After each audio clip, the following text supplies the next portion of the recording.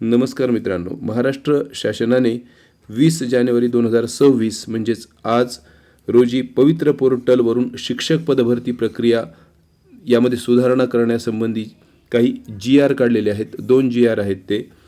तर त्याचा उद्देश या ठिकाणी पहा तुम्ही, महाराष्ट्र शासनाने पवित्र पोर्टलद्वारे होणाऱ्या शिक्षक भरती प्रक्रियेत पारदर्शकता आणण्यासाठी आणि जी काही गुंतागुंत होती, अडथळे होते ते दूर करण्यासाठी नवीन सुधारित नियम लागू केलेले आहेत. आता या नियमामुळे अनेक जण नाराज होणार आहेत, अनेक जणांना आनंद देखील होणार आहे. तर विषय असा आहे की पवित्र पोर्टलमार्फत शिक्षक पदभरतीच्या कार्यपद्धतीमध्ये आवश्यक सुधारणा करण्याबाबत तर सुधारणा करण्यासंबंधी शासनाने जे निर्णय घेतलेले आहेत तर ते निर्णय आता आपण अगदी सोप्या भाषेत आणि थोडक्यात पाहूया.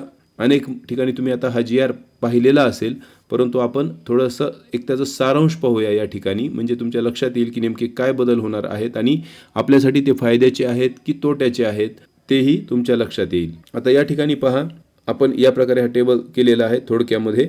तर विषय या ठिकाणी पहिला आहे की निवड प्रक्रियेत पुन्हा सहभागी होणे. आता विद्यमान तरतूद म्हणजे कोणती, तर पूर्वीची तरतूद. आता ती बदललेली आहे आजच्या GR नुसार. आणि त्याची अडचण या ठिकाणी काय होती, तर मागच्या वेळेस काय होतं की विविध टप्प्यांमध्ये जाहिराती येणार असल्याने उमेदवारांची एकदा निवड झाल्यानंतर अशा उमेदवाराने पुन्हा अर्ज केला, म्हणजे पुन्हा नवीन जाहिरात आली, अर्ज केला, तर तो वरच्या टप्प्यासाठी काय होत होता, निवडीसाठी पात्र ठरत होता, विचारात घेतलं जात होतं त्याला. परंतु आता काय होणार आहे, म्हणजे उमेदवाराचे जे चालू चाचणी परीक्षेतील गुण आहेत, म्हणजे TIT 2025 मधील जे गुण आहेत ते केवळ एक वेळ निवडीसाठीच लागू राहतील. फार महत्त्वाची तरतूद केलेली आहे शासनाने, हे लक्षात घ्या. मागच्या वेळेस जो काही सर्व गोंधळ उडाला आणि आजही मागच्या भरतीतील एवढ्या मोठ्या जागा रिकाम्या आहेत आजही, त्याचं कारण असं होतं की कोकणात लागलेले उमेदवार मराठवाड्यात येत होते, मराठवाड्यातले उमेदवार पुन्हा कोकणात जात होते इंटरव्ह्यूला. जेव्हा 10 उमेदवारापैकी 2-3 उमेदवारच प्रेझेंट राहत होते, त्यातील ज्यांचं सिलेक्शन होत होतं खाजगी संस्थेमध्ये देखील, तर त्यातील अनेक जण पुन्हा जॉईनही होत नव्हते. ते ऑलरेडी ज्या ठिकाणी आहेत त्या ठिकाणी राहत होते किंवा ते सोडून पुन्हा इकडे आल्यामुळे मूळची जागा देखील त्यांची रिकामी राहत होती. आणि आपण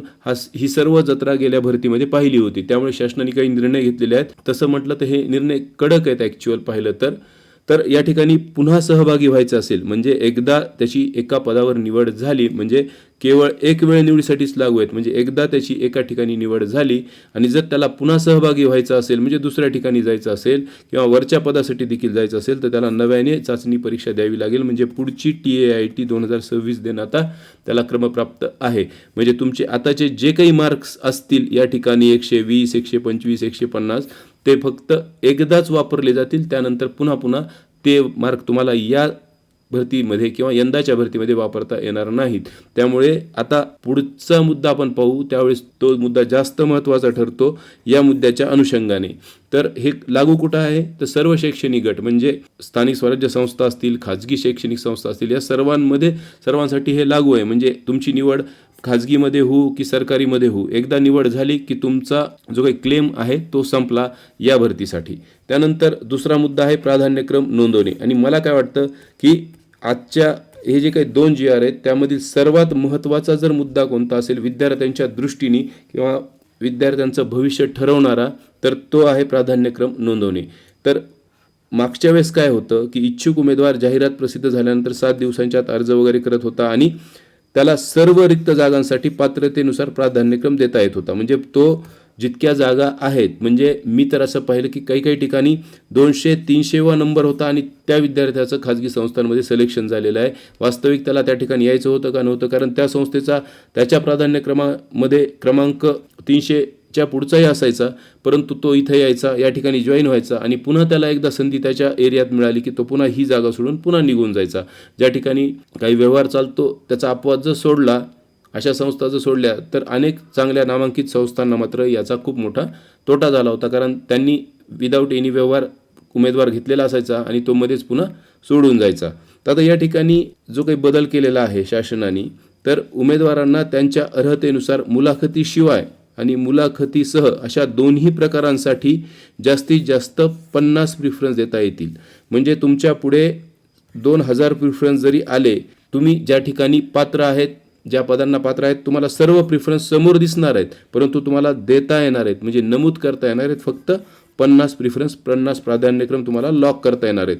मात्र एक गोष्ट यामध्ये चांगली आहे की ही मर्यादा दोन्ही प्रकारांसाठी स्वतंत्र आहे. म्हणजे खाजगीसाठी तुम्ही 50 देऊ शकता, त्याचप्रमाणे तुम्ही स्थानिक स्वराज्य संस्थांसाठी देखील 50 देऊ शकता. म्हणजे मुलाखती शिवायसाठी आणि मुलाखती सहसाठी तुम्ही वेगवेगळ्या मर्यादा या ठिकाणी. त्यानंतर हे देखील सर्व शैक्षणिक गटांसाठी म्हणजे खाजगी आणि सरकारीसाठी लागू आहे. त्यानंतर महत्त्वाचं या ठिकाणी तुम्ही पहा की या 50 प्राधान्यक्रमामुळे काय होणार आहे की उमेदवार आता देतानाच त्याला ज्या ठिकाणी जायचं आहे, ज्या ठिकाणी शक्यता आहे असेच प्रिफरन्स तो नोंदवणार आहे. आता या तरतुदीवर टीका होत आहे की 50 प्रिफरन्स हे अतिशय कमी आहेत, परंतु स्थानिक स्वराज्य संस्था ज्या आहेत किंवा ज्या ठिकाणी मुलाखतीशिवाय भरती होणार आहे त्या ठिकाणी संपूर्ण प्राधान्यक्रम जरी उपलब्ध करून दिले तरी चालू शकतं. कारण ज्या उमेदवाराला चांगले मार्क आहेत आणि ज्याची कुठेही जायची तयारी आहे त्याला मुलाखतीशिवाय म्हणजे गुणानुक्रमानुसार किंवा गुणवत्तेनुसार त्याला जर कॉल आला तर तो जाऊ शकतो. आणि महत्त्वाची गोष्ट काय आहे की याच्याशी रिलेट आहे की पहिल्या निवड प्रक्रियेतील सहभागी होण्याचं जे काही आहे की केवळ एक वेळच निवडीसाठी ते गुण लागू राहणार आहेत. तर त्या दृष्टीने या ठिकाणी मुलाखतीशिवाय जे आहेत प्रिफरन्स ते पूर्ण जरी दिले तरी एकदा त्याची निवड झाली तर तो पुन्हा येणारच नाही. त्यामुळे मुलाखतीशिवाय जे काही उमेदवार आता तयार असतील जाण्यासाठी, सरकारी शाळा असतील, स्थानिक स्वराज्य संस्थांच्या शाळा असतील तर त्या ठिकाणी जाण्यासाठी तयार असतील, त्यांना कोणताही प्राधान्यक्रम दिला आणि एकदा निवड झाली की ते बादच होणार आहेत, म्हणजे ते पुन्हा येणारच नाही आहेत. तर त्यामुळे त्या ठिकाणी मात्र प्राधान्यक्रम पूर्ण जरी ओपन ठेवले तरी चालू शकलं असतं. मात्र मुलाखतीसह जे आहे त्या ठिकाणी 50ची मर्यादा ठीक आहे, कारण उमेदवार विनाकारण फिरत राहतो इंटरव्ह्यूसाठी आणि बरेचदा त्यामुळे काय होतं की मेरिट वरच्या बाजूला राहिल्यामुळे खालच्या उमेदवारांना, कमी गुण असणाऱ्यांना संधी मिळत नाही. तर ही एक महत्त्वाची तरतूद आहे या GR मधली. त्यानंतर वयोमर्यादा गणनेची तरतूद आहे की त्यावेळेस जाहिरातीच्या दिनांकास असलेले वय विचारात घेतलं जात होतं, त्या संस्थेने दिलेली जाहिरात होती त्यासाठी. आता मात्र शिक्षक अभियोग्यता व बुद्धिमत्ता चाचणीसाठी अर्ज करण्याचा जो अंतिम दिनांक आहे, शेवटचा दिनांक आहे, म्हणजे आता 2025साठी जो होता 10 तारीख वगैरे काहीतरी होती, तर तो दिनांकच आता गृहीत धरला जाणार आहे. आणि हे देखील सर्व शैक्षणिक गट म्हणजे स्थानिक स्वराज्य संस्था असतील आणि खाजगी असतील त्यांच्यासाठी ही अट लागू राहणार आहे. सेमी इंग्रजी माध्यमासाठीची अर्हता यामध्ये काय होतं की इयत्ता 1ली ते 5वीसाठी सेमी इंग्रजी विषयाकरिता व्यावसायिक अर्हता इंग्रजी माध्यमातून पूर्ण करण्याची अट होती यापूर्वी. आता या ठिकाणी देखील ती तरतूद थोडीशी बदललेली आहे.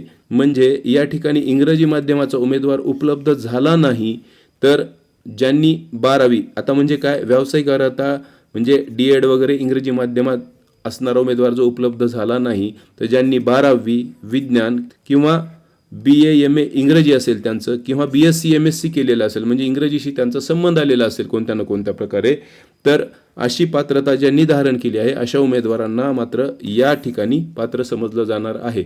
म्हणजेच या ठिकाणी काय तर इंग्रजी माध्यमाचा जो विद्यार्थी असेल त्याला थोडासा फायदा होणार आहे. जरी त्याची व्यावसायिक अर्हता इंग्रजीमध्ये नसेल तरी त्याला या ठिकाणी संधी दिली जाईल. त्याचं कारण आहे की विद्यार्थ्यांचं नुकसान होऊ नये. इयत्ता 1ली ते 5वी या शैक्षणिक गटासाठी ही गोष्ट लागू करण्यात आलेली आहे. त्यानंतरचा मुद्दा जो आहे तो खाजगी शैक्षणिक संस्था ज्या ठिकाणी मुलाखतीसह निवड प्रक्रिया असते त्यांच्यासाठी आहे की उमेदवार कागदपत्र पडताळणीसाठी जात नसल्याने पद रिक्त राहत होती. मागच्या वेळेस आपण पाहिलं निवड प्रक्रिया त्यामुळे लांबणीवर पडत होती, कारण अनेकदा उमेदवार प्रिफरन्स तर देत होते परंतु जात नव्हते त्या ठिकाणी, आणि गेले तरी सिलेक्शन झालं तरी पुन्हा हजर होण्यासाठी जात नव्हते, त्यांना हव्या त्या ठिकाणी ते नसल्यामुळे. आता यावर्षी काय होणार आहे की एका जागेसाठी 3 उमेदवार उपलब्ध करून दिले जाणार आहेत. आणि ही अट अनेक जणांना यूट्यूबवर आपण पाहतो की चांगली वाटते, परंतु यामुळे कमी गुणवत्तेच्या मुलांवर थोडासा अन्याय मात्र होणार आहे की एकास 3 हे प्रमाण गेल्या वेळेस एकास 10 होतं. एकास 10 प्रमाण असताना देखील उमेदवार मात्र 4-5 उपस्थित राहत होते. आता एकास 3 प्रमाण या ठिकाणी केल्याचा फायदा असा होणार आहे की उमेदवारांना प्रिफरन्स 50 देता येणार आहेत. त्याचबरोबर त्यांना जो प्रिफरन्स पवित्र पोर्टलकडून मिळणार आहे तो देखील 3 जागांचाच मिळणार आहे. म्हणजे एखादा उमेदवार या 3 जागांसाठीच इंटरव्ह्यूला जाऊ शकतो खाजगी संस्थांमध्ये. आणि या ठिकाणी तुम्ही पाहू शकता की एकाच 3 प्रमाणात उमेदवार उपलब्ध कोणाला करून दिले जाणार आहेत तर संस्थांना करून दिले जाणार आहेत. आणि गुणवत्तेनुसार जास्तीत जास्त 3 प्राधान्यक्रमांवर विद्यार्थ्याची शिफारस होणार आहे. लक्षात घ्या, म्हणजे विद्यार्थ्याच्या गुणवत्तेनुसार तुम्ही 50 प्रिफरन्स जरी दिले आता या ठिकाणी, म्हणजे तुम्हाला 10,000 प्रिफरन्स दिसलेत त्यामध्ये 50 तुम्ही दिले तरी तुमची शिफारस मात्र गुणवत्तेनुसार 3 जागांवरच केली जाणार आहे, हे लक्षात घ्या. आणि मग संस्थांनी ही प्रक्रिया 45 दिवसात आता पूर्ण करणं आवश्यक आहे. आता संस्थेने ही प्रक्रिया पूर्ण केली आणि त्यानंतरही जर पद रिक्त राहिलं तर संस्थेने तशी नोंदणी करणं गरजेचं आहे, त्यांना जी सुविधा दिली जाईल त्यानुसार.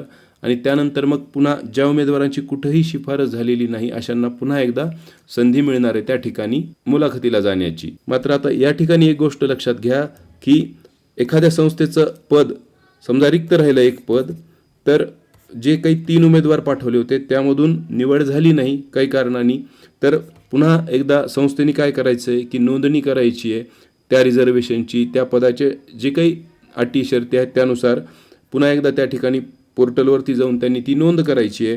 आणि ती नोंद केल्यानंतर या पदासाठी ज्यांनी प्रिफरन्स दिला आहे पूर्वी, परंतु त्यांची आत्तापर्यंत कुठेही निवड झालेली नाही आहे, मात्र या ठिकाणी त्यांनी प्रिफरन्स नमूद केलेला आहे, तर अशा उमेदवारांना गुणवत्तेनुसारच म्हणजे जी काही प्रक्रिया यापूर्वी त्यांनी पार पडली होती त्यानुसारच पवित्र पोर्टल पुन्हा एकदा त्या संस्थांकडे त्या उमेदवारांची शिफारस करू शकते मुलाखतीसाठी. खाजगी संस्था मुलाखतीसह यासाठी हे लागू आहे. आणि नियुक्ती नाकारल्यास कारवाई, म्हणजे गेल्या वेळेस पाहण्यात आलं की काही संस्था ज्या होत्या त्यांनी निवडही केली उमेदवाराची, परंतु त्यांच्या व्यवहारामध्ये किंवा कुठेतरी काही अडचण आली त्यामुळे त्यांनी ती नियुक्ती नाकारली किंवा मग तशीच प्रलंबित ठेवली. तर मग जर असं झालं तर त्यामुळे काय होतं की ती जागा तशीच पडून राहायची, संस्थेचे किंवा कुणाचे काही हितसंबंध त्या ठिकाणी आड यायचे. आता या ठिकाणी यंदा मात्र काय बदल केला की संस्थेने नियुक्ती नाकारल्यास संबंधित शिक्षणाधिकारी किंवा उपसंचालक यांनी सदर पद 2 शैक्षणिक वर्षासाठी व्यपगत ठेवण्याची कारवाई करण्याची तरतूद या ठिकाणी केलेली आहे. आता या ठिकाणी पहा, म्हणजे काय तर संस्थेने निवड तर केली उमेदवाराची, परंतु नियुक्ती द्यायचं नाकारलंय किंवा ते प्रलंबित ठेवलंय पद तसंच, म्हणजे ते पद 2 वर्ष पुन्हा भरता येणार नाही, 2 शैक्षणिक वर्षासाठी ते कॅन्सल करण्याची व्यपगत ठेवण्याची कार्यवाही करावी म्हटलंय. हे देखील खाजगी संस्थांनाच लागू आहे. परंतु आता या ठिकाणी विचारात घ्या की हे पद असं व्यपगत ठेवल्यानंतर त्या संस्थेमधील विद्यार्थ्यांचा विचार कोणी करायचा, इंग्रजी किंवा काही टेक्निकल जे काही असे विषय असतात थोडेसे अवघड, ते कोणी शिकवायचे याचा विचार मात्र कोणी केलेला नाही आहे. तर लक्षात घ्या की अशा या नवीन तरतुदी आहेत, याचे अनेक फायदे आहेत, अनेक तोटे आहेत. माझ्या दृष्टीने 50चा प्रिफरन्स खाजगी शिक्षण संस्थेसाठी योग्य आहे. मात्र विनामुलाखतीसाठी मात्र जर पूर्ण प्रिफरन्स जरी दिले तरी काय प्रॉब्लेम आहे, गुणवत्तेनुसार जे जिथं लागतील तिथं जातील. आणि महत्त्वाचे म्हणजे यावेळेस त्यांची जी काही गुण आहेत ते एकाच निवडीसाठी पात्र असल्यामुळे जर उमेदवार एखादा निवड झाली आणि त्या ठिकाणी तो गेला की त्यानंतर तो ऑटोमॅटिक या प्रक्रियेत पुन्हा येणारही नाही, मुलाखतीसहच्या प्रक्रियेत त्याला जागा राहणार नाही. त्यामुळे काय होईल तर खालच्या मुलांना देखील म्हणजे कमी गुण असणाऱ्यांना देखील संधी अधिक मिळू शकते. त्यामुळे शासनाने यामध्ये बदल करावा. त्याचबरोबर 1:3 हे प्रमाण जे दिलेलं आहे ते देखील विचार करण्याजोगं आहे, कारण ज्यांचे मार्क अधिक आहेत अशांनी 50 ठिकाणी प्रिफरन्स दिला तर त्याच एरियातील काही जणांना संधी पुन्हा त्या ठिकाणी मिळणार नाही आणि हा उमेदवार मात्र 1:3 या ठिकाणी जाणार आणि एका जागेवर जॉईन होईल. आता या ठिकाणी एक गोष्ट क्लिअर केली पाहिजे की तुम्हाला 3 प्रिफरन्स दिले आणि 3ही ठिकाणी तुमची जर निवड झाली नाही तर या उमेदवारांना या प्रक्रियेत पुढे कोठे स्थान मिळणार आहे याचं काही क्लिअरन्स या ठिकाणी नाही आहे, कारण शेवटी हा मुलांच्या भविष्याचा प्रश्न आहे. त्यामुळे जागा रिकाम्या राहण्यापेक्षा जागा भरल्या गेल्या पाहिजेत यावर अधिकाधिक भर असला पाहिजे. त्याचबरोबर अजून एक गोष्ट आहे की मागची जी भरती झाली 2022ची त्यामध्ये अनेक जण वेट लिस्टवर आहेत, तर त्याचा शासन विचार करत नाही आहे. जी नवीन संच मान्यता येणार आहे त्यामध्ये वेट लिस्टवर जे आहेत त्या संस्थेत जर त्या जागा असतील आरक्षित वगैरे उपलब्ध तर त्या ठिकाणी त्या उमेदवारांना निवड द्यावी आणि मग नवीन संच मान्यता करावी, त्यांची नियुक्ती करावी, म्हणजे ते उमेदवार देखील या प्रक्रियेत आता येणार नाहीत वेट लिस्टवरचे उमेदवार. आणि त्यामुळे ही भरती प्रक्रिया अधिकाधिक पारदर्शक, सुलभ, सरळ होऊन पात्र उमेदवारांना त्या ठिकाणी त्यांच्या भविष्य निश्चित करण्याचं त्यांना पुढची संधी मिळणार आहे आणि त्याचबरोबर या प्रक्रियेवरचा आपल्या सर्वांचा विश्वास देखील वाढणार आहे. धन्यवाद.